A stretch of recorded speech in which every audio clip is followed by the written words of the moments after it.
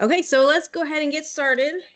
And I will start with the roll call, and then we will introduce anyone else who we don't call. So I'll hand it over to Lori. Shelley Entrican. Barb Long. Audra Miles. Here. Joe Coffin. Here. Craig Boynton. Here. Hannah Fuchs. David Luders. Here. Mary Patton. Allison Borland. Here. Tracy Dowell.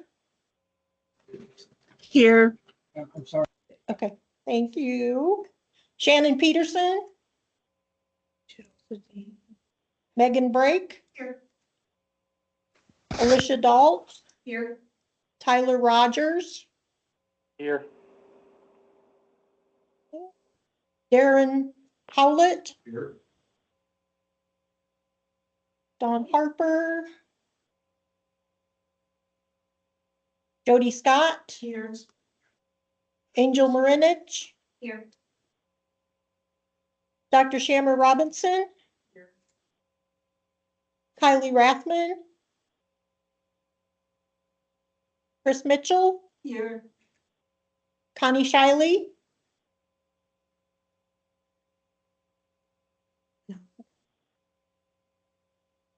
Jim Brimner Here. and Greg Cassidy. Here. This is Shannon Peterson. I couldn't get off mute fast enough, but I am here. Okay, thank you. Thank you. Okay, yeah, we should have. I'm counting all of them.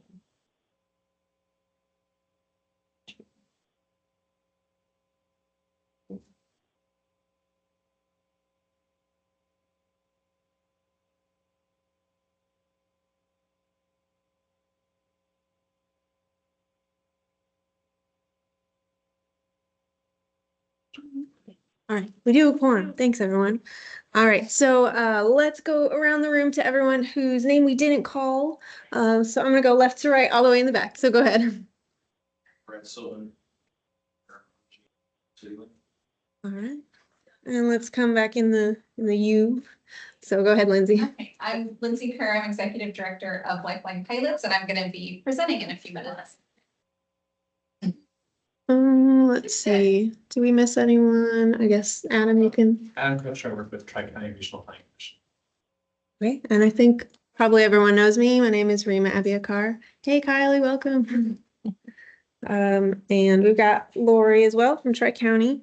And so now let's go online. I'm gonna call your name just left to right on my screen so you can just introduce yourself.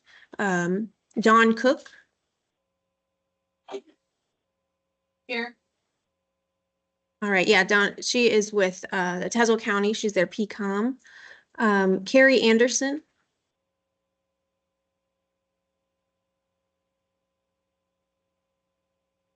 Carrie, remind me who you are with. Can't seem to hear. It sounds like you're on mute. So if you want to type at any point, then let us know. I'm gonna move along. How about Monica Vandeven? Hi, this is Monica Van Deven with the Center for Sight and Hearing. Yes, and Dawn, we did hear you. Thank you. Thanks, Monica. We got Melissa Orwell. Hi, yes, Melissa Orwell with IDOT CDP. Excellent. How about Katie Dedmond? Yep, I'm with Western Illinois Area Agency on Aging. Excellent. All right, welcome. I think I covered everyone. Is there anyone else? Okay.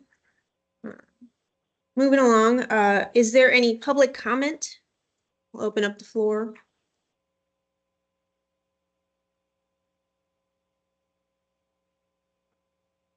Okay.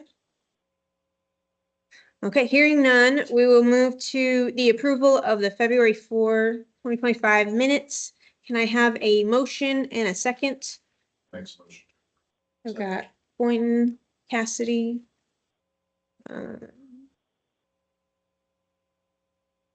Okay, do we have any comments or changes to the minutes?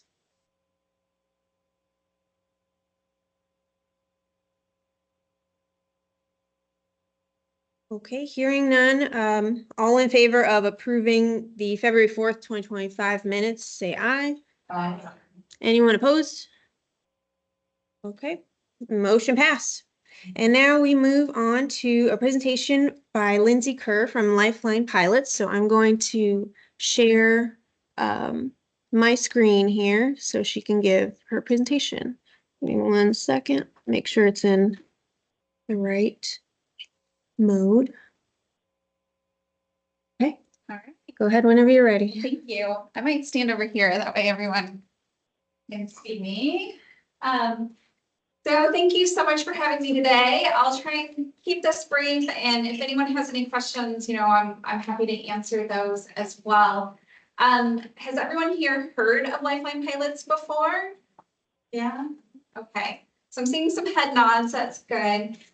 We are located here in Peoria, but we actually serve 10 states in the Midwest. And our mission is that we provide free non-emergency flights for people who need to travel anywhere from 100 to 1,000 miles for medical care or humanitarian reasons. So, we're here to kind of fix this issue, that transportation barrier, mainly to healthcare. About 90% of the flights that we do are for people who are needing to travel for second opinions, specialist treatment, cancer treatment, clinical trials. About 50% of the people that we serve are traveling for some sort of cancer treatment. We know that there's a transportation barrier for people who are needing to travel for healthcare. There's the infrastructure, when people need to travel outside of their local community, there really aren't very many, the NEMT solutions for them. So instead they forego treatment. There's the cost, especially nowadays, cost of flights are going up, the cost for fuel is going up, and people just aren't able to afford that transportation cost.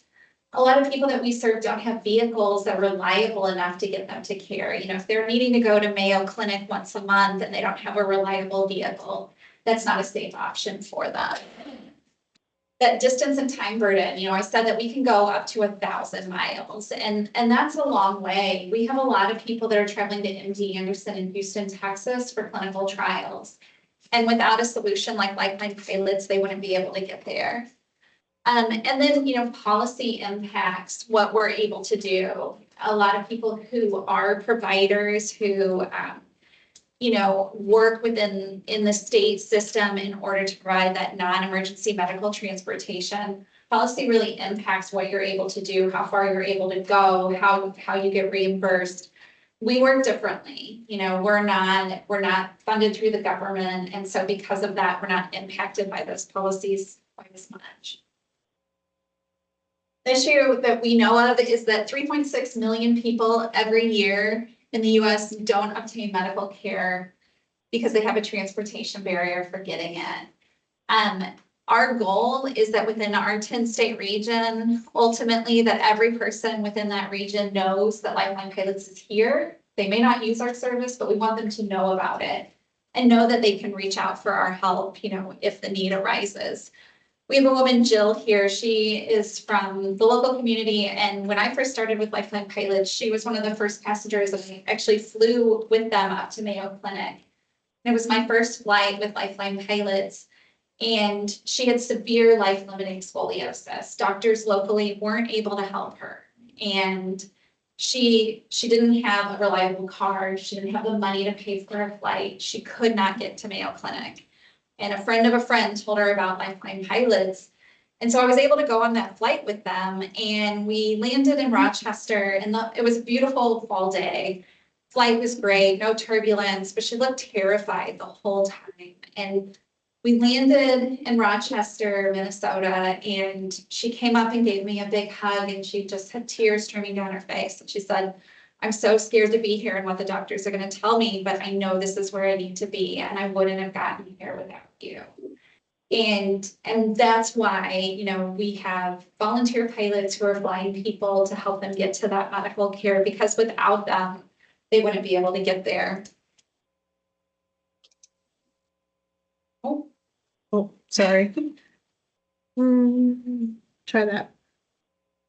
There we go. So, you know, a lot of common solutions that you probably know about are these for non-emergency medical transportation. You know, there's the wheelchair accessible vans. We have non-emergency ambulance services that can take people. There's ride share options. We have mass transit that have wheelchair accessible buses. There's trains. You know, there are options when people need to travel and don't have the money within their local communities. But when you get beyond those local communities, or even just going from one town to the next, you know, what is the option available?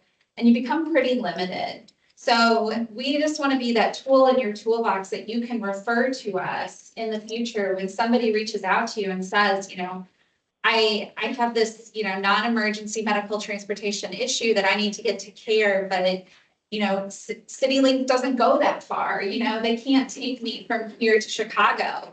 And instead you can refer to Lifeline pilots.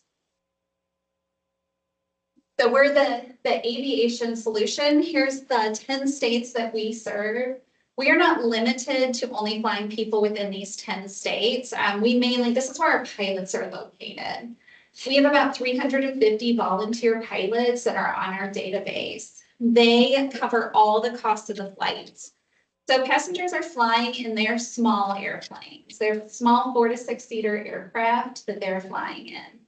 Last year, our pilots donated over $2 million in free flights for our passengers to get to medical care. So we're helping people who live in rural communities, you know, anybody who has that transportation barrier to receiving health care, or maybe they have an income barrier. So it might be that they can't afford a commercial flight at all, or maybe they have to travel once a month for a clinical trial, and they could afford it once or twice, but they have to fly, you know, for 2 years for a clinical trial. And so that's where we're able to help. Maybe their health restricts their ability to drive. We have a couple that we fly from Michigan to Mayo Clinic, and one of them can't drive and the other one is legally blind. So without us, they wouldn't be able to get there. And the people who have that limited income, you know, that's definitely where we're able to help. We don't have an income restriction though, like an income threshold that people have to meet, because we know that ongoing medical expenses can really put a strain on a family's finances. We help with humanitarian flights. So there's a local family here that we flew. The daughter was in residence at St. Jude, and we were able to fly the dad down to visit and back, you know, when he only had a few days off of work. So that's usually most of our humanitarian flights have a medical component to them. I'm going to go through these pretty quickly because I don't want to take up too much of your time, but I'm happy to share more if people have questions. We also help, you know, with natural disasters. You know, when Hurricane Katrina hit in 2005, our pilots were able to fly into the small airports when the larger airports were closed or just overrun with people. So instead, our airplanes were flying into those small airports. The same, you know, following tornadoes during the pandemic, we were able to fly PPE around the country. And we were flying people that much, but we were able to fly supplies that were much needed. We even have some of our pilots who flew to the Carolinas after the recent hurricane went through in the past year. So like I said, our patients do have to have that financial or compelling need. They do have to be ambulatory. We're talking about small airplanes. Who here has flown in a small 4-seater airplane before? Yeah, a few hands. It's not easy to get in and out of. So our passengers do have to be ambulatory. They have to be able to step up, you know, 12 to 14 inches. Sometimes you have to step onto the wing of the plane to get into the airplane. And they have to be able to sit upright for the flight. We're not able to accommodate stretchers. We do not provide medical staff on the plane. Instead, a passenger can bring a companion. Adults can bring 1 and kids can bring 2. The best thing is that we fly from the airport that's closest to their home to the airport that's closest to treatment. So if they live in Canton, we're flying from the airport in Canton. They don't even have to come to Peoria. Our pilots are flying into that airport and then they're flying them to the small airport closest to treatment. Our pilots are not flying into O'Hare. You know, they want to stay away from the big jets. So like I said, our pilots are volunteers. We take safety very seriously. Everybody who flies with us has to have a backup plan because if you're flying in a small airplane, there's an old adage that you never have to be anywhere in general aviation. It is safety first. The pilot's the pilot in command, and if they say that the weather is no good and it's not safe to fly, we are not putting anyone in the air. We do not allow our passengers to put pressure on our pilots because that does not make for a safe flight. Instead, we talk to them about a backup plan. It might be that they change their appointment day and time, and then we find the pilots that can do that next flight. It might be that, you know, maybe we have 10 flights scheduled for them and one of them they have to, you know, pay for a commercial ticket themselves. Or they, you know, have to find somebody who can drive them. So we talk to them about what their backup plan will be, but we're in constant communication with them leading up to the flight too. But because of that focus on safety, we have a 100% safety record and we've been around since 1981. So we beat out all those other airlines, and I'm going to knock on wood if there is any wood around here because we want to maintain that. You know, that's really important to us. Our pilots have to be 21. They have to have 250 hours as pilot in command of the aircraft. And then they're governed by the FAA as well. You know, all airplanes have to have an annual inspection. Pilots have to do check rides with a flight instructor. So, you know, while we don't have a lot of regulations for our pilots, the FAA does. Our pilots do it because they love to fly and they love to help people and they want to marry the two together. And it's a really awesome opportunity. Just gonna check my time. And they, you know, it's a really cool opportunity for both the pilot and the passenger because they're often meeting someone they never would come in contact with otherwise. They often will form relationships. You know, our passengers that are flying every few weeks or every few months, they, their bathroom. There's a bathroom there. That's a paper towel or a ghost, but it's probably the bathroom. So if they're flying every few weeks or every few months, we have pilots who are constantly saying, oh, you know, if Mary flies again, please let me know because I want to fly her next. They form relationships with each other, and that's pretty special. Like I said before, our pilots last year donated over $2 million in free flights. So it is tax deductible. We have a great database that tracks their flights and it gives them their printout at the end of the year for their accountant. And it's just like a cash donation to our organization. So while they're donating all the costs, it's actually illegal from the FAA's perspective for them to take any compensation for the flights that they do for us. If they can count it on their taxes at the end of the year. We have pilots throughout our region. You know, this is just a snapshot from probably a year or two ago of where our pilots were located. And you can see that we have some that are even not in our region. And that's because oftentimes pilots will be living here, they start flying for us, and maybe they move somewhere else, but they want to stay on our books because they own an airplane. And maybe they're coming through the Midwest and they want to pick up a flight when they're doing it and be able to help someone while they're here. So it's really great. We also have sister organizations throughout the country. So Lifeline Pilots is not the only volunteer pilot organization in the country. Our sister organizations are located throughout the country and we partner with them. So if somebody needs to get from the Midwest to somewhere outside of our region, we can partner with them. Or if they have a passenger who needs to get into our region, they partner with us. And we work closely together. So this was our impact on our last fiscal year, which ended June 30th, 2024. We have been in operation over 40 years. We've done more than 11,000 flights in that time. And we've flown over 6 million, close to 7 million miles during that time. We are a growing organization. Yeah, that's my next slide. I thought so. 5 years ago, we were doing less than 200 flights a year, and now we're on track by the end of June to complete 1,100 flights this year. So we're growing a lot. We're at this stage here. And in 3 years' time, we want to be doing 2,000 flights a year. We know the need is out there. People just need to know that this service exists. And the best part is that every flight is free for that passenger. We don't go through insurance. There's no copay. It really is just free. Our pilots are donating the cost of the flight. And then the operation of Lifeline pilots, my watch is buzzing, telling me my time's up.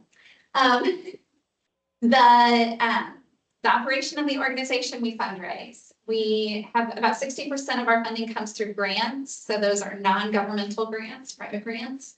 And then just through private donations is how we're funded. I'll skip over this just for time. Ultimately, why I'm sharing here today is to help more people. We have to tell more people, and everybody that you guys are connected with, all the agencies and organizations, please help us to share our message. And if you know a pilot, let the pilot know too. I do have some pilot brochures. I handed out the passenger brochures, but if you know a pilot, come see me afterwards, and I'm happy to share one of those with you as well. We're on all the social media channels, so please, go and find us, like our organization, share our information. It really is just free. There's no catch for the passenger at all. And you can find us at lifelinepilots.org. So thank you. I hope that covered everything you need to know. That's wonderful. We've got time for questions if anybody has questions. Take animals not licensed service animals. No, they would have to be a licensed service animal, and it would have to be approved by the pilot who's going to be flying in person. We can't take any animals that are not licensed just because we have to be really careful putting that animal onto a private airplane. And those airplanes are pretty small quarters. Okay. Yeah, that's a good question. And as far as like medical equipment on the flights too, we can accommodate small portable oxygen, but any other equipment would have to be approved by my coordinators. So we have to know the size and the weight and know what it is that they're bringing. How much time do you need to know if an individual needs to go to a different state? Yeah, that's a good question. So how much time, what sort of lead in time do we need? Because they're non-emergency flights, we have to have about at least 4 or 5 days before we can schedule a flight, because the process is somebody completes our application online, then we get a physician's release for everybody who we fly. That physician's release verifies the need for us, because we do get people who try to scam the organization, of course. And it also tells us that it's safe for them to fly in a small unpressurized aircraft. That physician's release takes the longest. Once we get that back, then we go to look finding a volunteer. We're not calling Joe up and saying, Joe, I have these scheduled for a flight on Tuesday. We're calling Joe and saying, hey, Joe, we have a great opportunity for you to take this passenger on Tuesday. So we do have to have lead in time. After that initial application, that physician's release is good for a year. I have one more question if you don't. Oh. So would the flight have to be all in the same day, or? So usually we're flying people the day before treatment because of weather concerns. That way we're getting them there, and that gives us a little bit of wiggle room, just depending. So they do have to find their own accommodation and their own ground transportation. So we're often flying them the day before treatment. Sometimes we're able to fly them home the same day, but it's really just going to depend on the time. You just asked my question. Okay. Nice. And we had one online, but we Okay. had that already asked. So that was the advance notice.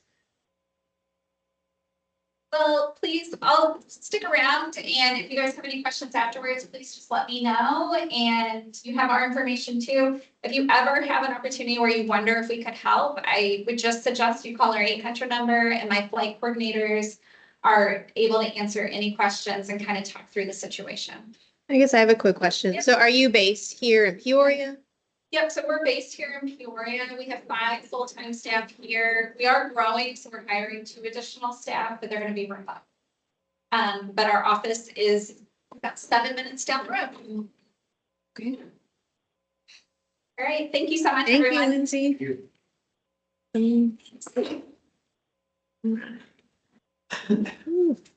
Okay, that's great. I'd heard about Lifeline, but I knew very little, so we appreciate that. Okay, moving along to our agenda item number 5, approval of HSTP Region 5 update document. So I'll ask for a motion in a second, and I'll give it a very short update, and then we can vote on it. So that's how that'll work. So can I get a motion and a second to approve the HSTP Region 5 update document? Motion. Ooh, I heard a lot. Let's go with Kylie, and then was it Jody? Okay. Kylie, Jody. All right. So I'm gonna share. Ready? Let me figure this out here.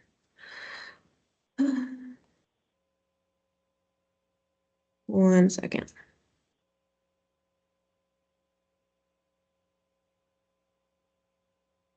Hold on. I got too many windows open. I need to figure them out. Let's try. Did that do it? No, Almost. it did not. Hmm. Okay, bear with me. I'm close. I'm looking at it here, but it's not showing there. Let me try one more way, and if not, I can just talk. Interesting.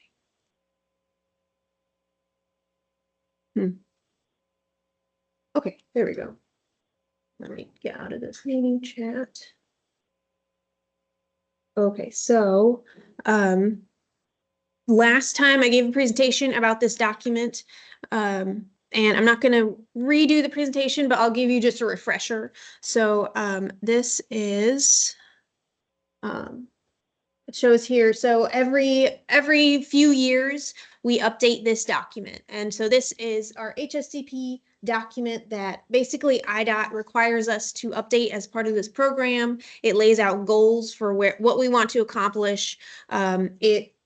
You could see here, it outlines the state of human service transportation, and there are key populations that we're focusing on. So that's seniors, individuals with disabilities, people with low income, veterans, and some other populations that are deemed transit dependent or most likely to be transit dependent. So for example, youth are part of that as well. Folks in rural areas have possibly more barriers. So we added that in there. And so we have this large document that turned out to be, looks like 143 pages. So I won't go through all of it now. But it has all those components, and I will briefly talk about the changes since last time. So last time, we had this draft, and I said that we just released it for a 30-day public comment period, and we received one comment. So I think that's, a few comments can be positive, negative. I think it's fine in our case. And our one comment, you could see it up here. So the middle bottom photo has changed because Jim sent me a new photo. It used to be their Washington Senior Taxi Service, and they had a previous taxi provider, and so now we put their new provider on here. So that's been updated. But in addition to that, I did find some little tweaks to change. I found some spacing formatting issues. I fixed those. And then I'll briefly show you the biggest change here. Gotta reboot this page. That's okay. All of these stopped working after I moved to this room, I guess. Well, so in Appendix B, sorry, it lists like I'm calling it other transportation options. So it lists taxis, non-emergency medical. It lists special occasion / shuttle services because some of those companies do also provide public transit in some cases. And so I just checked all the links for those yesterday and 3 of them were not working. So I removed those and I hope that the rest of them last. But they were 3 cab companies that might not be around anymore. And I found 2 cab companies just honestly driving around. And I made a note, I looked them up and I added them. So this is the most updated list. You can't see it right now, but it's the most updated list that we have as of today. I realize that these are businesses, so they could change. But it'll be a clickable set of links. So if anybody needs that for any reason, it'll be shareable. And then the last thing I updated was the bylaws. So last time we updated our bylaws, that is Appendix C. And those are all the updates that I made. Everything else is the same. And it's still, oh, now it's showing. Let me try it one more time, see if it pops up. No, it doesn't like the end. The end it exists, but not at this moment. But so that is still on our website. And so in terms of next steps, so if we approve this document today, then it will move to our technical committee. This is just how our organization works. So we have a technical committee. They recommend it to our full commission. That's our main board. And so both of those will have met within the next month. So if both of them approve it, then this will be officially approved within 1 month. So that's the whole process. And now I'll open it up. Did anybody else have further comments or changes to add? Even if it's small, we want it to be accurate. So I'll take any comments still.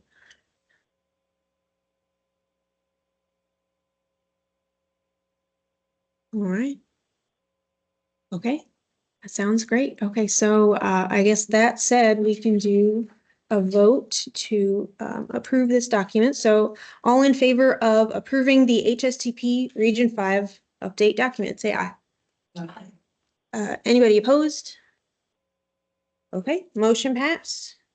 Thank you, everyone. So now I will stop sharing here. Okay, moving on to item number 6, which is provider and agency updates. Let's start from this side of the room, my right, and just give any updates of whatever you're working on. If you like, if you don't have an update, you can pass. That's all right. Okay, I guess Adam, do you have anything to share? Okay. Well, I guess we're working on updating the city of Peoria's bicycle plan.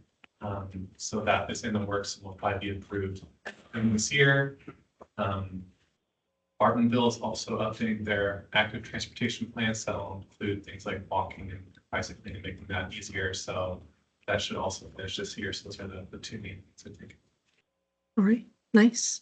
Joe, you got anything for us? Yeah. All right, how about you, Craig? Well, we found her today and it was not an April Fool's joke. We are actually getting 7 paratransit buses Friday, so I'm excited. Amazing.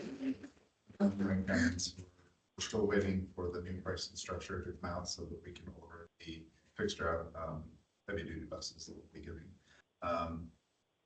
And then the last week of this month, we will be having our live training for our new dispatch software. We're going from spreadsheets to an actual software system called TripMaster. Nice. So we're excited about that.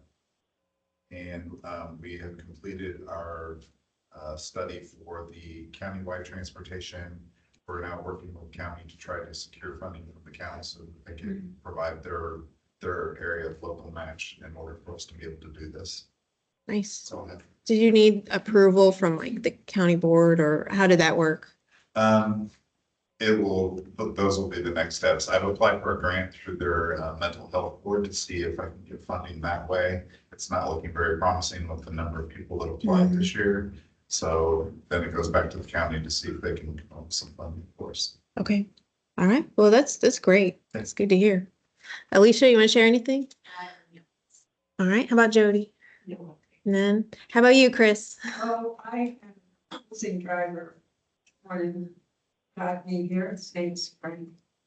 And I don't, don't have favorites among the drivers. I just try to ask them who they are so I can say something like that.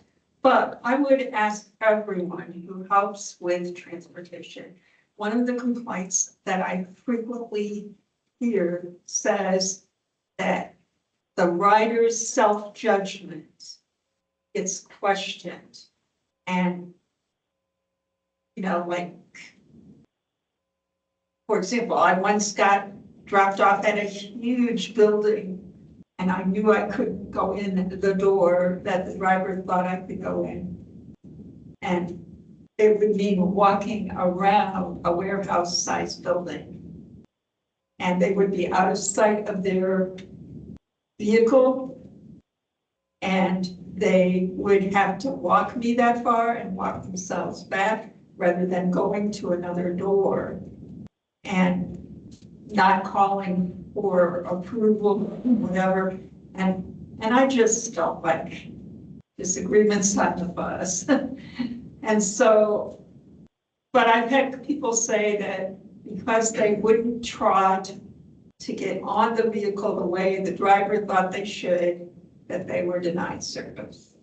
And it affected their ability to get further medical care. So I'm not asking for answers. I question myself, am I taking a good approach? And I do hope the providers I use would contact me if I made a judgment error myself. But, it's just hard if they are told right there on the sidewalk, you either try this or we'll deny you service. Because if you fall, you have to live with the consequences, and you might not just lose transportation service, you might lose your housing. For example, I live in a low-income elderly program for disabled and elderly at 55. But if I fell, who's going to be responsible? And if I know that I shouldn't try to do the steps, and I don't have a piece of paper in my pocket that says that, apparently the issue is often, can we use the lift or should we use the steps? And, I don't know how to navigate it. I'm not trying to be critical of anybody. And I can say that because I have experienced excellent relationships with drivers, if they had something to say, they said it to me with good caring. But a lot of people don't feel like they tried hard enough or they don't know what to do. So if you could keep this piece of thought in your heads, feel free to contact me. I mean, I don't want anybody to be treated unfairly. And myself or my drivers, I go to the mat for all of the drivers I've contacted over the years, and it's been a long time. And I would certainly stand up for my organizations because boarding and deboarding is tough stuff. Sorry, I don't mean to go on too long. Thanks, Chris. Yeah, your lived experiences are really useful to know. How about Darren? Do you have anything? I don't have any updates. All right, Jim? One quick one, we have our, you showed the black transit van on the cover of the new, Region 5. Those folks have said that there are more people asking for transportation to Peoria. And for medical reasons. So we're in a 90-day trial to see if that's going to work out. Right now, we charge $3 to go anywhere in the township one way for ambulatory people. We don't have a disability side other than city limits. So for ambulatory, these are people that still need to go. They're mobility challenged or for whatever reason it is. And we're also in that same experimentation, we're dropping down to age 62. So I've talked to Shannon Peterson at Agency on Aging, and she's okay with it because some of that falls into her realm. And we want to assist them where we can, and we'll see how it goes. And it may end up permanent for us. So that's just a little change. The trip to Peoria is $5 Okay, each way. okay, thank you. David, do you have anything? I do not. All right, moving on to Allison. No, Meg? Shelley?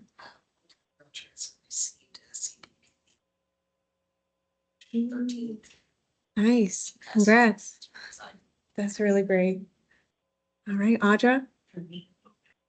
Okay, well, we heard from Lindsay. Heard plenty from me. Brad, over in the back, do you have anything you want to share? Okay, Dr. Robinson?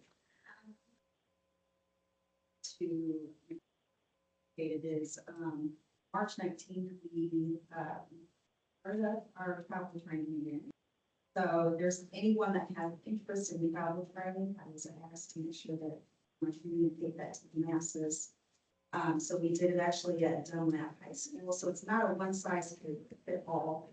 So with that group, we had about 10 students or so. Roughly, but we had operations, some colleagues from there that were part of it, of course, marketing and community engagement, and then training and security. So we all came together to provide travel training for the students and also for those teachers. And they were really students that had some disability challenges. So we had the understanding that, you know, they will not be able to get their driver's license, but we want to make sure that they understand how to be able to travel safely across our community through providing service to the city of this route bus. So we had a bus that was on the property. We weren't able to take it on the bus. So union, because of the person that we had driving it was one of our supervisors. But we had it stationed on their parking lot. We were able to show them around how to disembark and then also the amount of fare that they would have to use, put it in the machine that we have, the system that we have on the bus, showing them the emergency exits and the threshold piece where, you know, the driver needs to be sit. And then also we put like a wheelchair in place so that they can see how that works. So if you are interested, feel free to reach out to me and I can make sure that I make the connection for you. What we're looking at is a group, it will be about 5 to 10 people at a time, but if it's like a one-on-one, then for that service as well. Is that mainly for schools or just anybody? Okay, nice. Angel, sorry about this is happening frequently now. It's fine. Well, I'm Angel with Transdev City Lit County. Just at the meeting, I'd like to talk to you and show you the notes that are on your profile. Just you don't need to be carrying a note. No one needs to be carrying a note with them or anything like that. As long as we know the information, it's on every single trip that you or anyone else takes once we program it in there. So I'll get with you after and go through that with you, make sure it's exactly the way you need it to be. Excuse me, I'm very excited to announce that our driver numbers are moving upwards. Our last couple of classes have been very strong. We're up 6 right now. We're not to where we need to be, but we're still up. So that's really great. Our on-time performance is increasing slowly but surely. But our ridership is definitely fluctuates, hovering around 450 to 500 trips a day, depending on the day and depending on what day of the month. Like today is today and tomorrow and the next day will probably be pretty strong because the first of the month, a lot of grocery shopping going on. Other than that, just service as normal. We are waiting to hear on our CDP vehicles. Hopefully, rather than some good news here in the next few weeks. We definitely are in need of those. We have some very aging vehicles, but we got great mechanics and keep them going. So I'm very proud of them, and that's really about it for right now. Nice, thank you. How about Kylie? I'm continually having issues with employees that I bring on and hire with the ability to get to work at 5:30 in the morning. We are located down on Southwest Washington Street.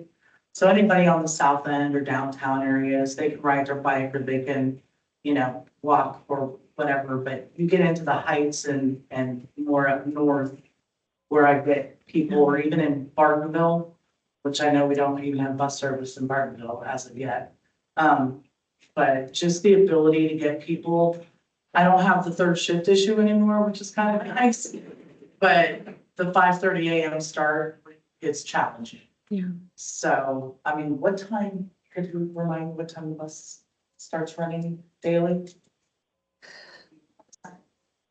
Is it about 5? So they would have to get down to Transit Center by 5. Okay. I do need some updated driver's guides. I do have those. Yeah, I'm with Cast Technologies now, so, yeah, I don't like limiting my hiring decisions based on whether or not somebody can have good attendance due to transportation. We have the same issue. We have some routes that says that they're at 4:30 to make their first pickup at 5 o'clock. And so if they're riding the bus, either we can't hire them or we have to pray that when the bid comes up, there's a shift available that works with their schedule for the worst. CityLink cuts us to get to our area or location, and it's still another couple blocks long. I think the very first one gets there at 7:30. So that's really hard on us. Right. Definitely feel you there. And unfortunately, with my position in the job that we hire, jobs that we hired for, if you're not at your station at 5:30. So there's no leeway like some places have with, okay, we're understanding about the bus routes. Production is production and it's a different beast. So people have to be there at their station at 5:30. So that requires them to actually be there a little bit before to be able to not have any disciplinary actions. I truly believe people are not throwaway. I want to give people any opportunity and chance that they have to keep their job once they get it. I don't know if that's ever even in the books to even be looking at, maybe. Did we ever used to have 24-hour bus service? No? Okay. Is it just not, because there's not a need? There's not a. Yeah, they did a study, said a couple of years ago, and that's why we just changed some of our routes to. Okay, Because we had to identify locations where there were more needs versus the ones that we weren't really getting a lot of the trash over hours, ridership, so. That's why we made this adjustments, and so that's probably in 2021, so. okay, The only thing that additional that we added, instead of having just service 6 days a week, it's 7 days, Sunday service, and that was going to be service. right. Okay. So if anybody has any, other, any advice regarding anybody that has to be at work early in the mornings? I mean, I've even heard people having to be at work at 4, depending on the genre of work that they're doing. So Yeah. that's all I have. Yeah. Well, thank you. I wish I had a solution for you, but I know, I wish I could too. we'll work towards it. All right, so now we will move online. So I'm just gonna call the names of the people that I can see left to right on my screen. Shannon, do you have anything to share? Good morning. This is Shannon Peterson from Central Illinois Agency on Aging. I am currently working on hiring some new employees to help me with our transportation program to better assist our clients. I am also constantly brainstorming on different ways that we can improve this program, reach out to more clients, help more clients. So it is an ongoing process here at the agency, but it is something I'm working very hard on. So if you hear from clients and say they're having trouble getting hold of me, I am working on correcting that. So hopefully that will be here very soon. So that's all you have for me. Thanks, Shannon. Yeah. How about Dawn? Dawn Cook, do you have anything you want to share? We are just getting ready to take to the board meeting in April, our applications for 5311 and DOPE. So progress. Nice. That's good. Carrie Anderson, anything to share? I think I saw you type in the chat earlier, so if you need to type it, please do so, and I can read that.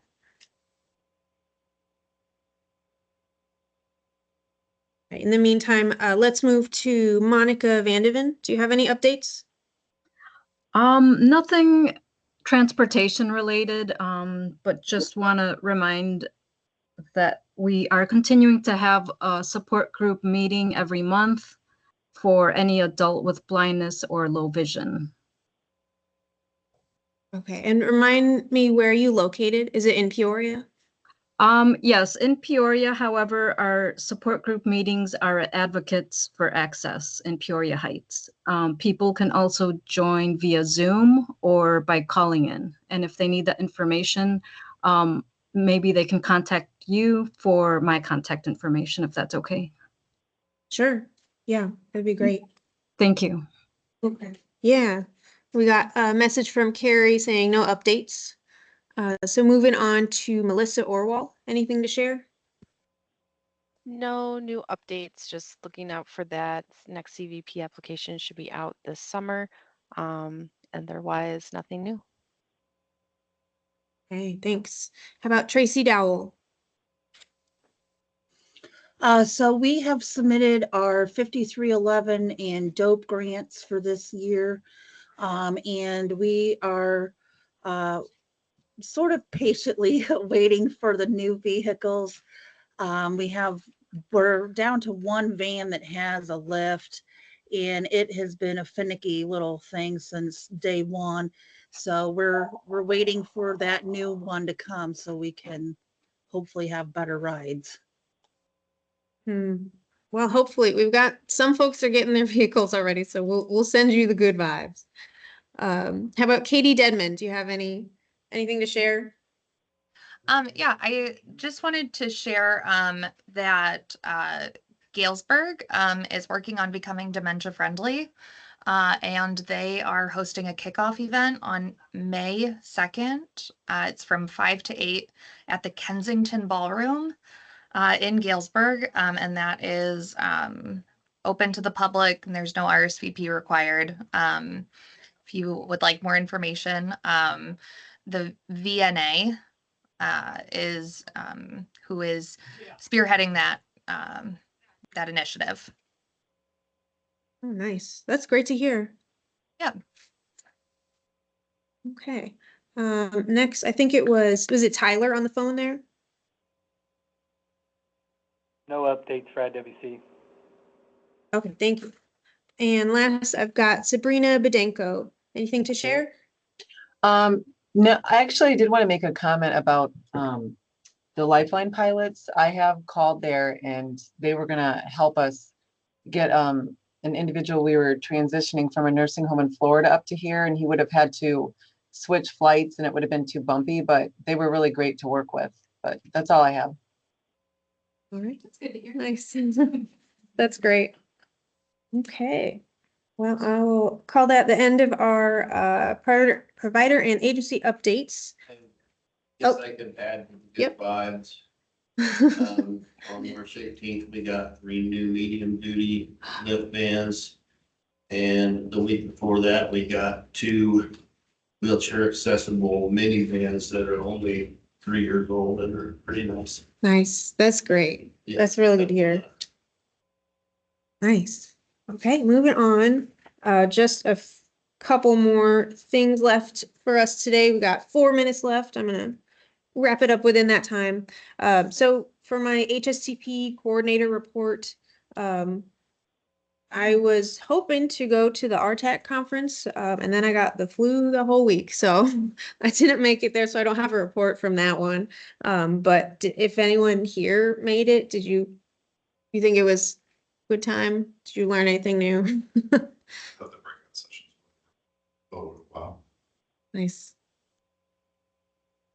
That's good. Yeah, it's always a good conference, and it's free to attend, so it's always in March. Okay. Anything else about the RTAC conference or any recent conferences that we've been to? Okay, and then the last thing, I will just mention, so we did just update our HSTP plan, as you know. Another thing that Tri-County is working on is updating what we call our long-range transportation plan. This is a massive document. It's 450 pages. It is the opposite of light reading, but it looks pretty. It has a lot of information. So if you ever want to learn every single thing there is to learn about transportation, just in the Tri-County areas, Peoria, Tazewell, Woodford, just because that's where our organization focuses on. You got a whole lot of reading material. There is a section about HSTP. That's just a piece of what's in the HSTP plan. And so I just wanted to let you all know they are going to hopefully approve it tomorrow at our full commission meeting. So that is a big thing that we will cross off our list on my end. But that is all I have for my HSTP coordinator report. And I guess we'll move on to any final comments, questions, notes? All right, so our next meeting is Tuesday, June 3rd, at 12 p.m. We will be back in this room. Sounds like the only minor issue is the bathroom next to us. But we'll have to, it's always something, isn't it? But we're very grateful to have this room. And I do. Yeah. It'll be. Put an out of order sign. Perfect. A lock on that We'll make it door. work. We'll have some creative solutions. Okay, so I appreciate you all being here and we will adjourn. It's 12:58. Thank you. Yeah, you too. Yeah.